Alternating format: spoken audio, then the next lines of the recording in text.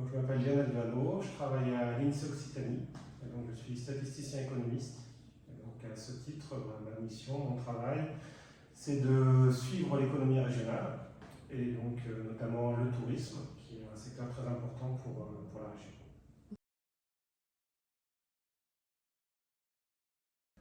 Et bien donc, nous avons réalisé récemment avec le CRTL d'Occitanie une étude pour mesurer quelle est l'exposition de l'offre touristique, hein, donc des campings, des hôtels, mais également des résidences secondaires, quel est l'impact des fortes chaleurs qui vont arriver dans les années à venir sur cette offre touristique. C'est vrai que l'inaction face au climat, c'est quelque chose qui laisse assez peu indifférent. Et donc, il est vrai que tous les acteurs, pas simplement les professionnels du tourisme, mais tous les acteurs doivent s'impliquer dans la réduction des émissions pour essayer de réduire ces changements climatiques forts.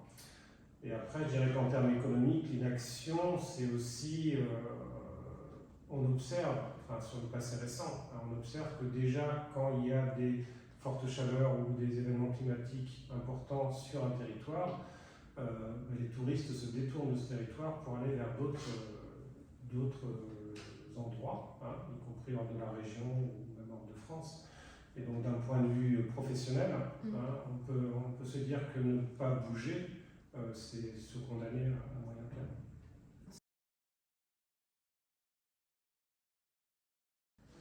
J'ai pas beaucoup réfléchi au côté opportunité des problèmes climatiques. On peut se dire peut-être, sous l'angle des fortes chaleurs, simplement parce que le changement climatique, il y a beaucoup de phénomènes différents. Sous l'angle des fortes chaleurs, on peut se dire que peut-être que ça favorisera le tourisme dans des périodes qui actuellement sont peu favorables. On pense au printemps ou à l'automne, qui sont des périodes creuses, et que le fait que le climat soit meilleur, on va dire, dans nos régions, notamment au bord de la mer. On a vu sur les dernières années, d'un point de vue statistique, que la fréquentation, notamment, elle augmente sur le littoral pendant la période hivernale, parce que le temps est plus clément et que ça attire des touristes. Donc, on peut dire que ça peut être parfois une opportunité pour certains acteurs, mais je pense que globalement, si on fait la somme de tout le monde, le changement climatique, on va quand même les perdre assez fortement.